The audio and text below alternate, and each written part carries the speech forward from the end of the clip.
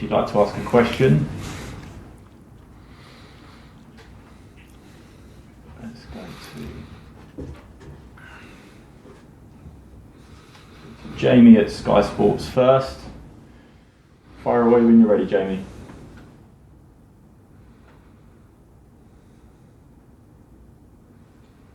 Hello, good afternoon, Frank. Hi. How are you doing? Can I start off by asking you about the chances of Ben Chilwell and Reece James playing either on Boxing Day or indeed the Aston Villa game, and whether there are any other concerns for you injury-wise? Yeah, they're both doubtful, so I can't give you an answer at the moment. We're not sure whether they'll be fit for either game. Yeah, that's the answer. I want to ask a question about Timo Werner. I think anybody who watched the game on Monday night can see the shift that he's putting into the team at the moment. He must be one of the first names in your team sheet, but he just can't hit the back of the net. Can you sense his frustration at the moment, and are you talking to him about that?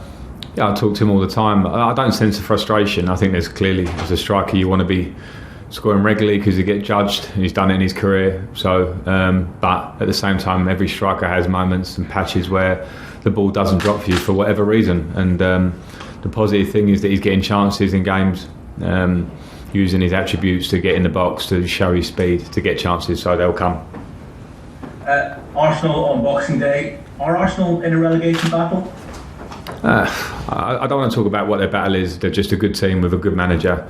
It's some tough results recently, but the general wave of the Premier League this season for every team has been more inconsistent than it's been in probably previous seasons for, as I say, most teams. So it's not my concern exactly where they're at. My concern is the team at face value in terms of quality, and they're a high quality team.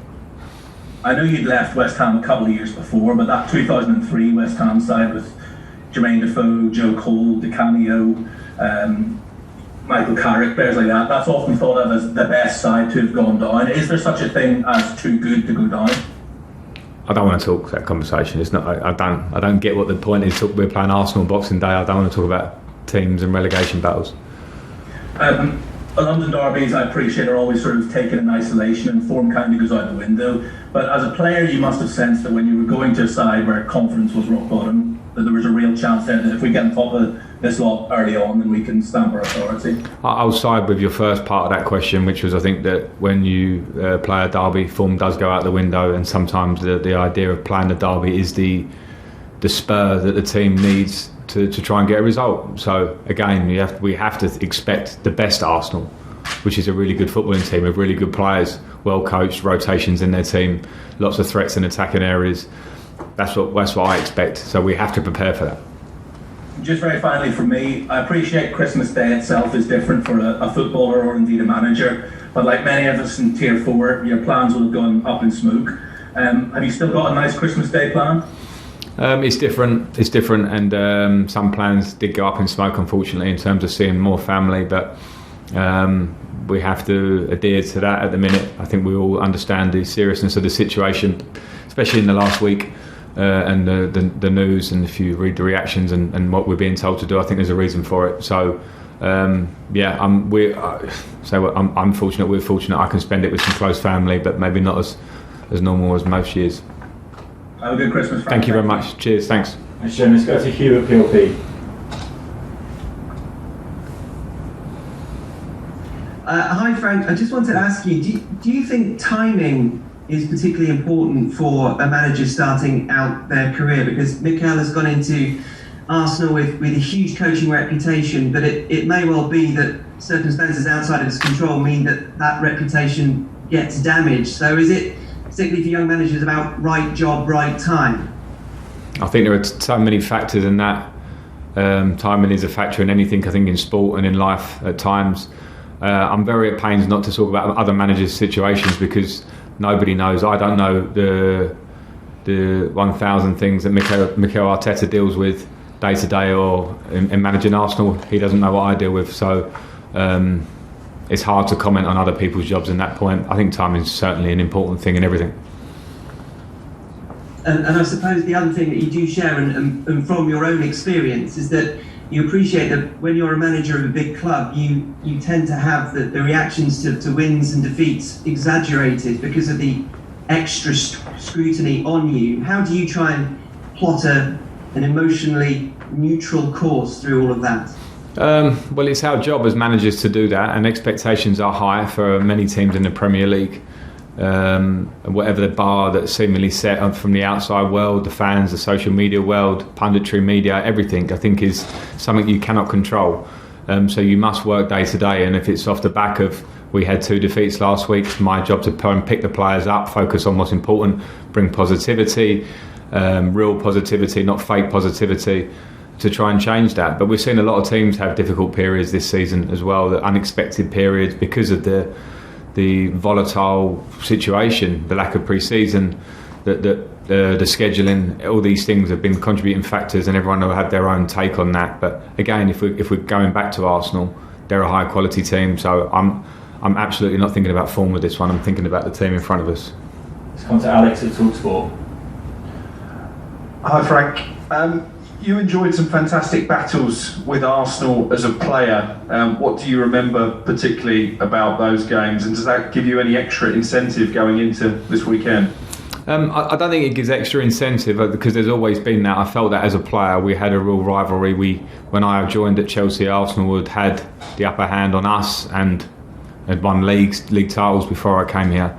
And as we managed to change that tide a lot, there was obviously clear rivalry, as you would expect with London teams anyway, and I enjoyed that side of it. That's as long as it's controlled and carried out in the right way, which I think it was most of the time.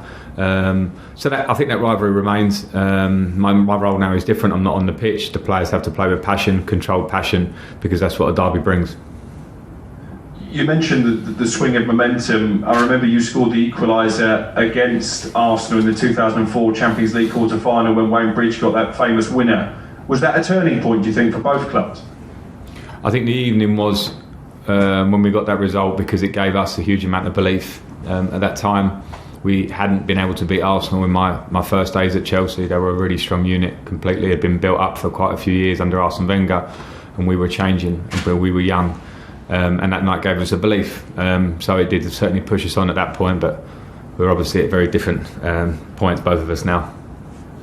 And just finally from me, I've just spoken to Mateo Kovacic. He says it's important that Chelsea put some silverware in the cabinet in 2021. Is that very much your aim for the new year as well? It's always the aim. It's always the aim. It's just it's always tough, and it seemingly gets tougher. And I think this year where we set out, we wanted to improve, and from last year it was felt very much in-house, a big season for us in managing to qualify for Champions League football. And again, now we have different challenges, and we're not far enough down the line to say whether we'll make the challenges, and who knows what the challenges are ahead. So we'll see. Nick at PA. Hi Frank, thanks for your time as always. Just on Timo, I mean, obviously we saw recently him admitting he felt he struggled slightly and perhaps underestimated the challenge of the Premier League. But is honesty in that a good thing? Because does it sort of take a level of confidence in itself to make an admission like that, and then he's making himself accountable to putting it right? And just on Tammy, how pleased are you with his form, and looking at his goal scoring stats in the Premier League? They're excellent, aren't they, for his age and his progress? Yeah, I think honesty is a good thing. Whether it gets taken in the right context or not, I'm not always sure. We crave honesty, and then we sometimes hang on every word. I don't think Timo, in terms of underestimating, is quite the right, I don't want to speak for him, translation or feeling of what he actually feels. I know he wanted to come here and be a success. I know he understood the rigours of the Premier League. It's just a fact that when you're here in action, it's different challenges. So I don't think you can talk about that too much until you're here. And he was talking about his experiences, and as I said before, he's getting lots of chances, and he will score a lot of goals for us. And with Tammy, I'm pleased. Tammy offers a lot. We saw that the other night. We've seen that this season when he's played. Him and Ollie, in their own way, have offered us a lot at different times. So he just has to keep working and keep progressing. Last season was a real breakthrough season for him in terms of Premier League and Chelsea number 9. And there's more work he can do, but I'm very happy with him. Let's finish with Jerry.